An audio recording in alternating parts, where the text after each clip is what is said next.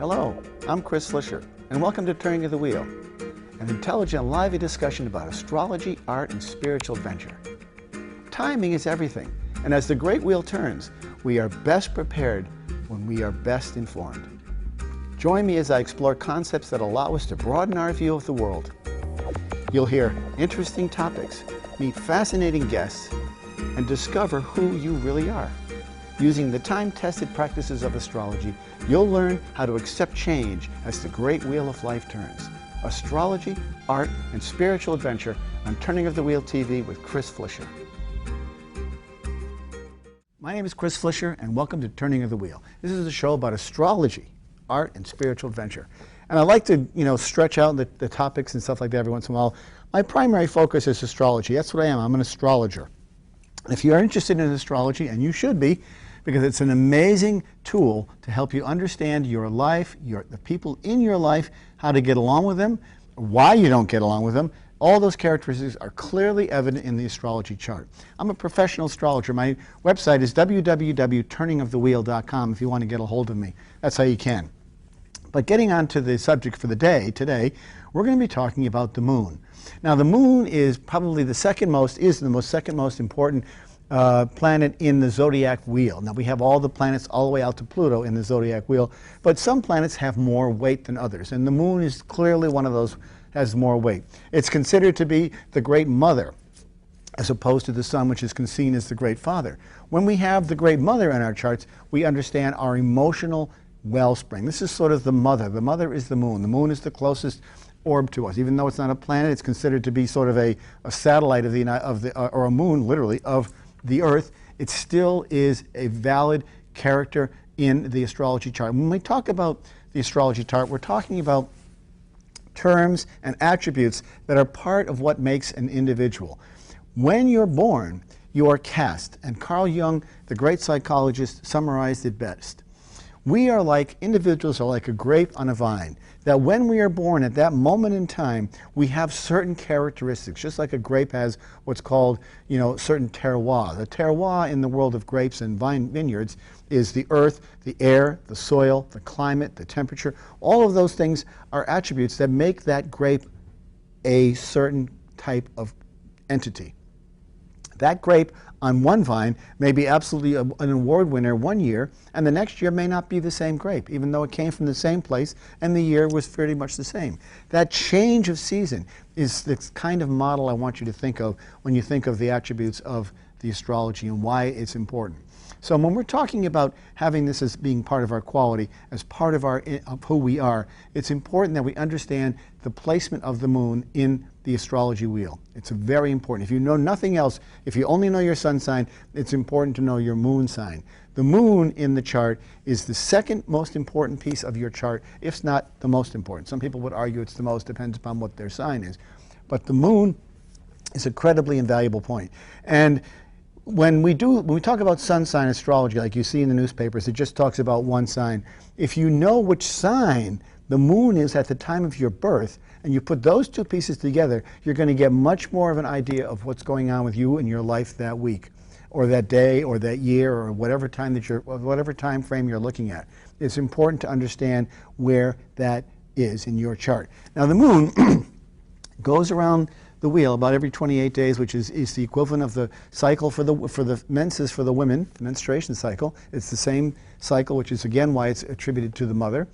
And it's in each sign, each of the zodiacal signs, roughly about 2.5 days per sign. So, if you don't know when you were born, which is important for understanding the ascendant, at least if you know the day and where the moon was, then you're able to get that much more information. That you can get from a professional astrologer. You have to contact me or someone like myself to understand where that is, or you can find it out online if you have the right thing. That you can get with just your birth date and place, where the moon was in your chart. So the moon is a very critical piece in the astrology chart, and it indicates, as I said, our emotional wellspring. It sort of is how we express ourselves. It has a sense of character that is different than the sun sign. The sun sign is sort of our foundational moon.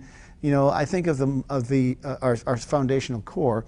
I think of the moon more as the piece that sort of holds the house together, so to speak. It's that entity, that's that character of love, it's that emotional wellspring that holds us together and keeps us going. It also shows how we express ourselves, especially with regard to emotions. This is the realm of the moon. So each sign has characteristics, and when the moon is in that sign, the moon takes on those characteristics, and that's how you manifest your emotions. That's how you express yourself. Oftentimes, you know, people will contact me for astrology readings, and they'll say, gosh, I'm having a terrible time with my husband or my wife, or what is it, why is it? And I'll look at their charts and I'll say, well, you know, there's something here that is just not working, and it is perhaps the way that they are expressing themselves. Also, when we have a major presence of the moon, like a full moon or a new moon, or an eclipse of the moon or an eclipse of the sun, we will see those characteristics amplified or brought into a different framework at the time that they happen, especially with full moons. We all know about the full moon. As a matter of fact, another word for the word for moon is luna, and we think of lunatic when we think of the full moon. That's very much the case. So the moon has a real sense of draw to it, literally and figuratively. We know that it takes care of our tides, so we know that it has to have value. But the water is the great equalizer, and so the moon has that characteristic. It rules the sign Cancer, and Cancer is a water sign, so it has that sense of equanimity to it because it's the great equalizer. You bring water, water will always it'll always equal itself out no matter where it is. It's also one of the most powerful elements in the world. It's what we're made of. We're made of 98% water, or whatever the case is. It's a very, very important characteristic of who we are. So each of the signs manifests their emotions and their moons differently. We'll see the moon come across in many different ways. Different signs have a different way of expressing their emotions. It's very clear. And if you're not getting along with somebody, if you are getting along with someone, it's a very good reason for that would be how you act with your moons, how the moons act in your chart. Now the moon is also important because it has that sense of, it represents the mother. So we are a composite of a mother and a father. As I mentioned before, we are living in a dualistic, we live in dualistic worlds. We are a dualistic entity. Everything in our lives is based on a sense of polarity. And the moon is something that augments that as well. So when we look at the moon through the signs, we can see a great deal of energy, we can see a great deal of character. When we have the mathematical or the geometrical construct of the moon in relationship to the sun, we can understand sometimes why people are more complex than others. There may be a person who's very ambitious and aggressive, say in Aries, and they have a moon that is in a 90-degree angle to that planet, sun. That would create someone who has a conflict, who's always trying to work towards solving something, is always a little bit out of sorts. But by the same token, that person also has a very strong motivating character that goes with it. It's very much the case with the moon. The moon represents emotions, and emotions can be very, very volatile. They can be very warm. They have run the full gamut of human character, if you think about it. Everything that we represent and do and express in our lives is manifested by our emotions. This is how we laugh, we sing, we cry, we weep, we get angry. All those characteristics are part of it. So it's important to understand how that works. So I'm going to go through each of the signs, if the moon is in each of those signs, and you'll be able to understand them a little bit better. I'll give you some quick ideas. If you want more research on it, more information, I encourage you to visit my website, turningofthewheel.com. Just one long word, turningofthewheel.com, and it should be on the screen, and you'll be able to see that as well. I have a lot of information on there that will give you the ability to understand. If you're interested in astrology, I think once you get a little bit intrigued by it, you'll be fascinated by how the accuracy is there and what you can learn from it. It's a real Pandora's box of wonderful, tools and characteristics that are there at your request when you get there. Now, let's start out with Aries. The moon in Aries is just as Aries is. Aries is an impulsive, hot-headed, quick-thinking, action-oriented kind of person. So, well, how would you expect the moon to act in a situation like that? Well, let's see. Impulsive, they might be quick-thinking. They might act suddenly. They might get anger quickly. They do have that tendency, and Aries can get very angry very quickly, but they will also cool down very quickly. So they may flash and get angry and say something quickly and be impulsive, but then they'll just calm right down and boom, it'll be gone the same way. Very forgiving. An Aries may go to bed, an Aries moon may go to bed angry and wake up and be a totally different new person. So this is very much of a Aries-like quality. That sort of that fire energy is there. It's augmented by that. And the signs represent the characteristics of the planet that's there. So if the planet is there, such as the moon is in Aries, the moon is going to take on the Aries quality, the emotional qualities of Aries as an entity. So if you know what Aries is all about as a person, you'll know that when the moon is there, they're going to carry out that character, that same thing. Now we go on to Taurus. The moon in Taurus is very much like a Taurus as well. It has that same love of the luxury and the finer pieces of life. There's great quality there. But the moon in Taurus can also be incredibly stubborn, rigid in their opinions. And opinions are a way of manifesting your emotions.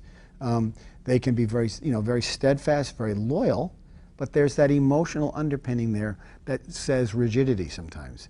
And this is not a judgment. None of the things I say about any signs are judgmental. These are simply observations that have been culled over the years of astrological data, trying to figure out and put together how these things all work. And they do work very well. So a moon in Taurus is interesting because if a person has a moon in Taurus and they fall in love with a person who is a Taurus, their sun's in Taurus, there's going to be a natural bond. And I'll get into that a little bit further on. I want to keep continuing on with the signs though. So now we go on to Gemini. The moon in Gemini, very interesting. It's a quick thinking moon. It's a moon that can balance many different things in their heads. Oftentimes a Gemini moon will be able to process loads of information simultaneously. They'll be thinking about their income taxes on one part of their head. They'll be thinking about their daily plans in another part of their head. They'll be thinking about what they're going to have for dinner in the other part of their head. They'll be thinking about a future project. Very scattered, but able to keep all those things in the air. They're able to juggle many different emotions because that's the quality of the Gemini moon. It's an air quality, so it's very intellectually oriented. It's going to have that strong sense of intellectual, and that's that quick thinking mind that has that. But as a result, sometimes we see them to be a little bit superficial because they're so involved with their daily churn, their daily superficial thing, they have a difficult time getting into deeper. And that's not to say that they're not good at that, but they're very expressive when it comes to that. We move to the moon in Cancer. Now, the Cancer is the sign I said earlier that rules the moon, so it's a very strong place, and it's the sign of the mother. And the moon in Cancer is the expression of a individual through their home and their family. This is their nurturing area. This is where they find their wellspring of stability. This is where we see that the mother who's baking the fresh cookies and making the wonderful big dinners and has the house always warm and welcoming.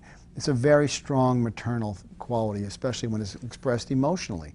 But by the same token, Cancer people who have a moon in Cancer can be very sensitive to criticism. So there's that sort of, you think of the crab. The crab is what is the sign, is the creature that represents the Cancer. So you think about a crab in the sea getting, being approached by somebody. They stand back and they have their snappers and they get very scared and they sort of pull back into the rocks like that. That's very much what a Cancer moon is like. It's how a Cancer expresses themselves emotionally when the moon is in Cancer. When the moon is in Leo, watch out. You're going to get someone who comes in and has the same qualities as a Leo sun. The moon in Leo is a very powerful moon. It's it's a person who has the confidence to be able to come out and has emotional magnitude and charisma behind them.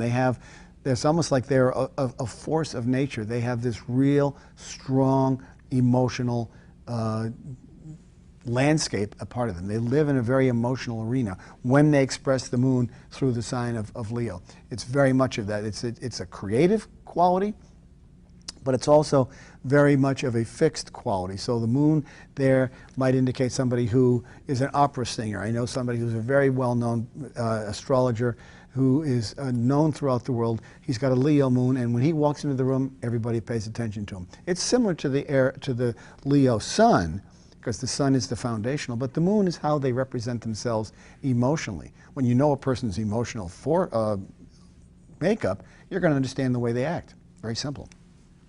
When we look at the Virgo moon, a moon in Virgo, the moon in Virgo is interesting because they're the ones who are the great nurturers of the zodiac wheel. They're the ones that love to take care of others. They're the ones that sort of sacrifice. They're the ones that bend and to help others. They're the ones that are pouring their heart out. They're the ones that put their time in hospitals and areas like that, trying to help other people. This is the real strong quality of the Virgo moon. It's that very strong ability to serve, to protect, to help, to have detail. But by the same token, the Virgo moon, a person with a Virgo moon can be very judgmental sometimes, a little bit critical. And so that can be a difficult thing to mitigate. They often soften it with their ability to give, so that many people forgive them for that. The next sign, Libra. A moon in Libra would indicate a person who has a very sort of intellectual, again, because Libra is an air sign, a very intellectual connection with their emotions. And they also represent and express themselves emotionally through the arts. Through the arts and through the ability to visualize. There's a strong visual component to the Libra. Libra has that wonderful way of expressing themselves, and it's a very deep, they're sort of very cognizant about the way they look and the way that they're presented. This is the moon in Libra. The sun in Libra can be very different. But the moon in Libra can be that sense of fashion, that sort of presentation. How do I look? How do I, you know, they maybe the ones that are always checking the mirror to make sure their hair is right and their clothes are right and everything is, their presentation is very critical. This is how they express themselves emotionally. But they're also the kind of sign, the moon is there, is the kind of sign that likes to express themselves intellectually through conversation. So they're the ones that like to talk about what's going on with them. They like to share their feelings. They like to speak about what that's going on. And they always have that sense of being able to understand both sides of the story. So emotionally, this is what we're talking about with the moon, because the moon represents our emotions. They have that ability to see both sides of the story, which is critical, because if you're in a situation where you're a parent and you're trying to figure out a problem with your children, you've got to be able to hear both sides of the story in order to come up with that sense of balance. Interesting character. The next sign is Scorpio. A Scorpio moon is a very intense moon. This is a person who has a deep passion, a deep sense of understanding the darker side of life sometimes. When we talk about astrology, as you know, we often use broad sweeping terms to sort of characterize an individual.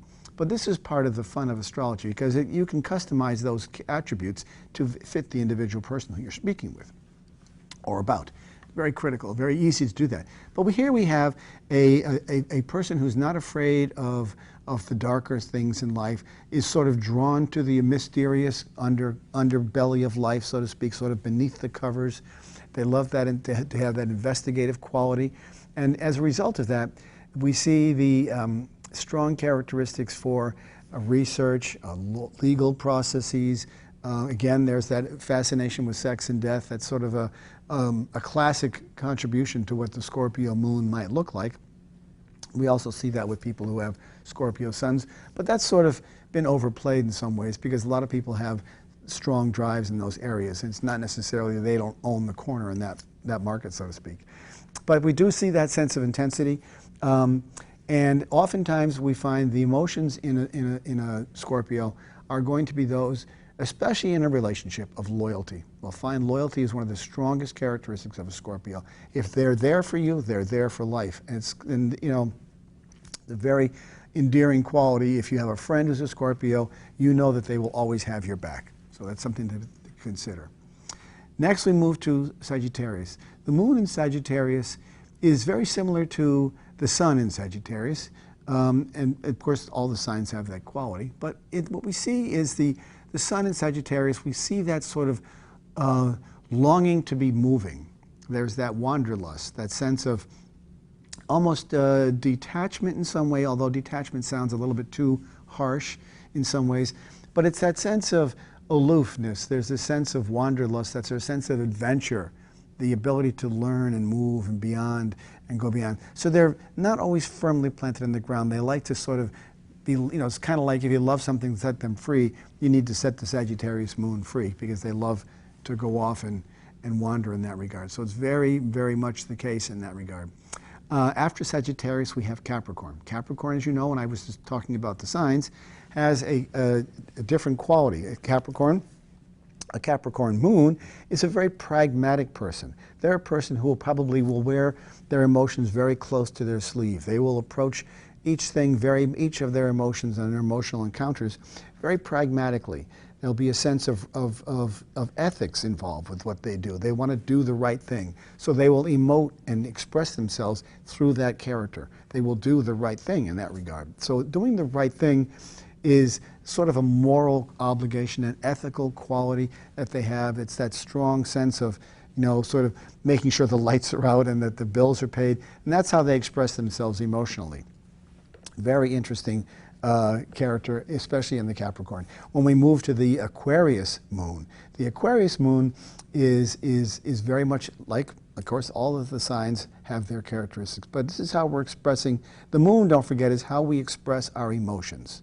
This is our emotional wellspring. So this is the platform, or the filter, rather, through which we express our emotions. And how we express our emotions is how we interact with others. So it's a very critical piece of who the person is. An Aquarius moon is a moon that can be somewhat detached sometimes, a little bit chilly, a little bit hard to penetrate, because again, their emotions are more not easily revealed. They are sort of subdued and held close at hand. They don't express themselves quite so clearly. And if they do, they express themselves in a way that would be more in line with how the world is. What will my emotions bring to the greater good of the community or the group in which they're in? So they're group players in that regard, and they have that sense of ability to be able to fit in and do what's right for the group. They're very globally group-oriented. They're not quite so self-centered. But when you're expressing your emotions and you're an Aquarius, you're probably going to have very strong opinions. When we look at people who have those kinds of characteristics, we're going to be able to see a certain depth of character, but we're also going to see a rigidity in how they express their emotions.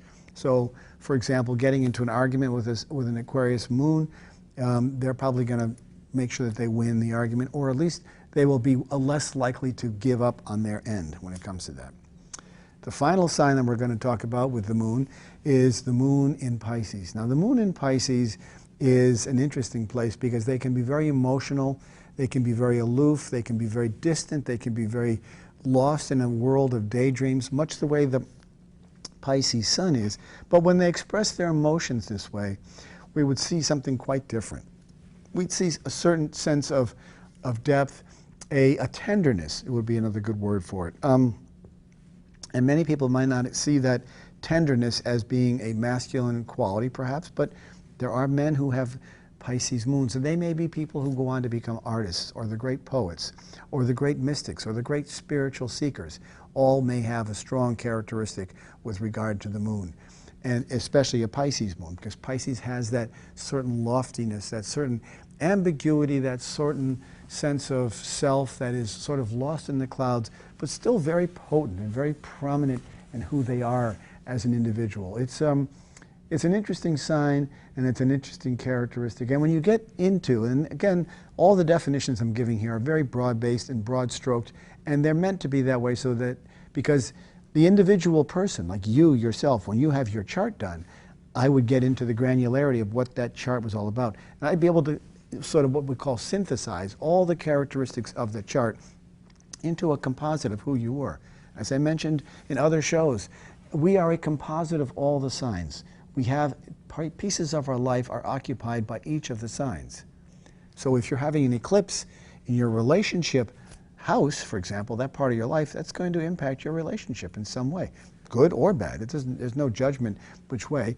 Many characteristics happen in ways which are far different than we expect. Oftentimes astrology, and people who follow astrology, or those people who approach me sometimes, always get very fearful when they hear the word eclipse or the moon or the full moon. Oh my gosh, full moon, blah, blah, blah. Granted, there are more occasions when people are upset on those days of the year, the full moons. We do see that, and it depends upon the sign and how it impacts you individually. You may have more of an impact on that day. You may be feeling it more emotionally. but it doesn't mean that it's going to be the end of the world. And that's one of the major misconceptions about astrology that I hope to dispel. When we think of astrology, we have to think of it as an early form of psychology, as I mentioned earlier. It has to be seen as a foundational tool for allowing us to understand and integrate and homogenize with other people. That's the best way. You want to be able to integrate and homogenize, or at least understand why you work with some people and why you don't work with some people. It's very critical to understand that. And it's an interesting piece of how we are in regard to our characters. And when we understand that piece of our emotional wellspring, we know how to adapt a person. Now, if you're in a relationship and you know somebody is a sensitive person, supposing you're involved in a relationship with somebody who has a Cancer moon, you're not going to pick on them because they're going to be hypersensitive to that sort of ability because they have that very deep sensitivity. Knowing the moon of these people, of the people in your life, gives you an enormous amount of insight into how to handle them, how best to get along with them. This is one of the joys of astrology, is allowing for tolerance, allowing for understanding, acceptance. All these words are critical, and they all are byproducts of a deeper understanding of what astrology does and can bring to you. Now, as I mentioned earlier, and if you've been following me for a while, you know I've done different shows on different characteristics of the astrology area. I've mentioned the ascendant, I've mentioned the sun in other segments. The moon, as I said, it represents our core emotions. It's our core emotions, it's sort of our bedrock, it's the mother within us. Each of us we're a composite. As Carl Jung said, we're the anima and the animus, the male and the female. We all have a feminine quality, we all have a masculine quality. These are all part of us. Again, there's that duality. There's this duality of character as we see in all of ourselves. It's that sense of being able to understand this sense of duality. This is sort of like, and we see it in our lives. We see the day, we see the night, we see the good, we see the bad, we see the sun, we see the rain. All of those dichotomies are part of what makes up the panoply of the zodiac in the world. And when you understand that, now what's most important, and an astrologer can tell you this and I can tell you this, my website is www.turningofthewheel.com. If you email me or contact me and you want to know where your sun and your moon are in your chart, or where your sun and your moon are in your husband or your wife's chart, it'll give you a great deal of understanding about how they are as individuals, how complicated they are, how easy they are to get along. All those characteristics are all part and parcel of the moon. The moon is the great mother. It is the second most important, and many people would argue it's the most important piece of who we are physically and emotionally. It's our emotional bedrock, and it's critical to understand that. When you know that, you'll find your relationships work. If you're a certain kind of sign, you want a person to come to you who has a moon in that sign. It's a wonderful way to connect. It's a very critical piece of who we are, and understanding that when it comes to matchmaking, finding love, critical. I thank you all for watching today. My website is www.turningofthewheel.com. You should be able to see that on the screen. If you have questions about astrology, contact me. I can help you. It's an amazing tool, and I'll talk to you all soon.